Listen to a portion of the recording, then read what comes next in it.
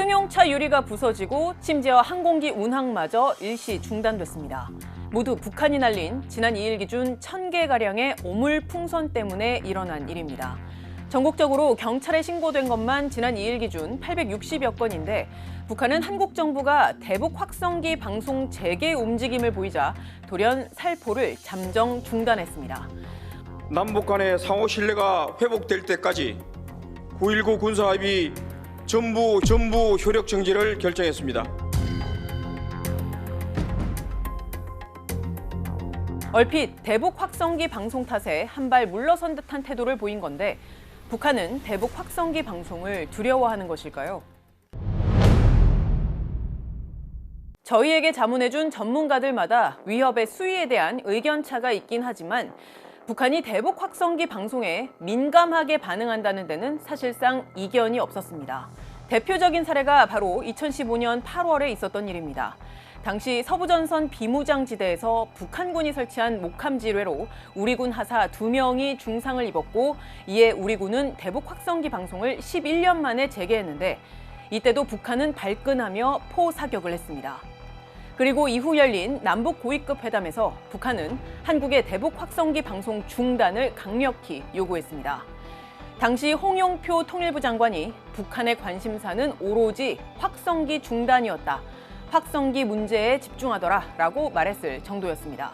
목함지뢰 이후에 우리가 대북 확성기를 재개를 하니까 북한이 거기에 조준 사격을 했고 그래서 거기에 대응 사격을 했더니 북한이 먼저 대화를 제시했죠. 그렇게 해서 합의에 자신들의 목함지뢰를 사과를 하는 유감 표명을 하는 또 거의 첫 사례가 나타납니다. 그들의 입장에서는 대북 확성기가 그렇게 불편하다라는 부담이 된다라는 것과 확인된 대표적인 사례 중에 하나죠. 게다가 김영철 북한 정찰총국장은 비슷한 시기에 외신 기자회견을 평양에서 자처하고 한국의 대북 확성기 방송을 대놓고 비난하기도 했습니다. 확성기 방송이나 비라 설포는 우리 측 지역에 대한 노골적인 심리전입니다. 놈들의 무모한 도발은 기필코 값비싼 징벌을 받게 될 것입니다. 2015년뿐 아니라 2010년 천안함 피격과 또 2016년 4차 핵실험 등 북한의 중대 도발이 있었을 때도 정부는 대북 확성기를 재개했는데 그때도 북한은 민감하게 반응했습니다. 이렇게 북한이 그동안 민감하게 반응해온 이유는 대북 확성기 방송 안에 담긴 내용들 때문입니다. 크게 K-팝을 비롯한 한국의 가요와 또 김정은 정권의 문제점들에 대한 적나라한 사실 등이 담겼는데 이 내용들이 전방에 있는 군인들과 또 주민들에게 직접 선명하게 가닿는다면 그 자체로 체제에 부정적인 영향을 미칠 수 있기 때문입니다.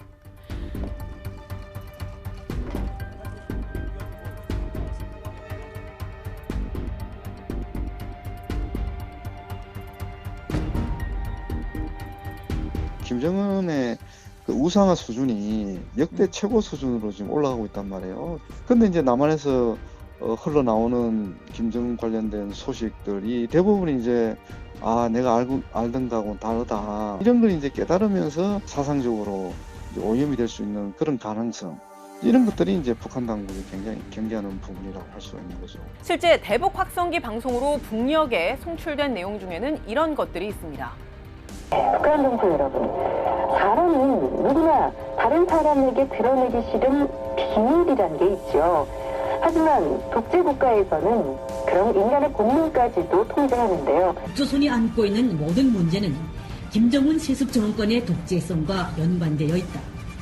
다만 이런 내용들이 얼마나 정확히 전달이 됐는지는 북한의 날씨와 지역, 거리 등 다양한 변수에 따라 달랐던 걸로 보입니다. 탈북민들 사이에서도 여러 상반된 증언이 나오는 이유입니다. 탈북자들하고 물어봤더니 북한 음악이라는 게 너무 획일적이고 선전선동적이니까 그런 음악인데 자기가 최전방에 오니까 이게 전혀 딴 세상에서 듣는 음악처럼 들렸다. 안 듣는 차면서 그 음악에 심취된 경험을 갖고 있다는 게 이제 상당히 많은 북한 그 청년 군인들의 이제 평가예요. 그 칠천국에서 근무할 때인데요. 출장차로 초롱까지 저희가 갔던 적이 있는데요. 바람이 우리 쪽으로 부는 날이었어요. 그때 웅웅하면서 방송 같기도 하고 전신주가 우는 소리 같기도 하고 대북 방송이라 무슨 방송하는 거라고 그냥 그러더라고요. 북한에서 왜 그렇게 예민하게 구는가 하는 것은 그 주변 사람들이 계속 시끄럽고 좋은 소리도 3번 들으면 안 좋다고 하는데 안 좋은 소리를 계속 들여대니까 혈압이 솟는 거예요. 남한에서 그걸 틀면 또 북한에서도 같이 튼다고 그래요. 그러면은 아예 그 지역 주민들이 완전 생지역이래요. 그 무슨 소리 하는지도 하나도 안 들리고. 북한이 얼마만큼 큰 위협으로 느끼는지에 대해선 전문가들 의견도 분분하지만 확성기 문제는 최고 존엄에 관련된 문제예요. 누가 들어서가 아니라 최고 존엄에 대한 것들은요 넘길 수가 없는 거예요. 모든 면에 대해서 북한이 뭔가 목소리를 내면 저게 되게 효과가 있네, 되게 뭔가 있겠네라고 생각을 하시는데 아니에요. 본인들 전술이에요. 그거를 왕왕거리고 그렇게 해야 우리를 나쁜 놈 만드는 거고 나쁜 놈 만들고 그거에 대해서 반대급부로 본인들이 뭔가 행동을 하고 이렇게 하는 거에 대해서 본인들 정당성을 만들기 위해서 그러는 거라고 저는 생각을 해요. 확실한 건 확성기 방송이 대북 심리전 수단으로 현재 주요하게 다뤄지고 있다는 것이고 또 그렇기 때문에 더더욱 재개 여부에 신중해야 한다는 사실입니다. 북한이 도발을 한다든지 할 경우에 그것을 멈추게 할 수 있는, 한국이 북한에 영향을 줄 수 있는 몇 안 되는 핵심 수단이기 때문에 신중하게 사용하고 북한의 더 심각한 도발을 막거나 거기에 대응 형태로 사용하는 것이 더 적절하다고 판단을 합니다. 실질적으로 가장 피해를 입는 것은 접경 지역에 있는 주민들이죠.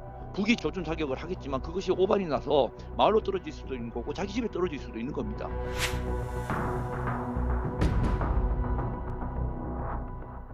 현재 남북 간의 소통 통로가 사실상 다 닫혀 있어 작은 우발적 충돌이 큰 사태로 확대될 수 있는 만큼 신중한 검토가 필요하다는 목소리가 나오고 있습니다. 지금까지 뒷백이었습니다.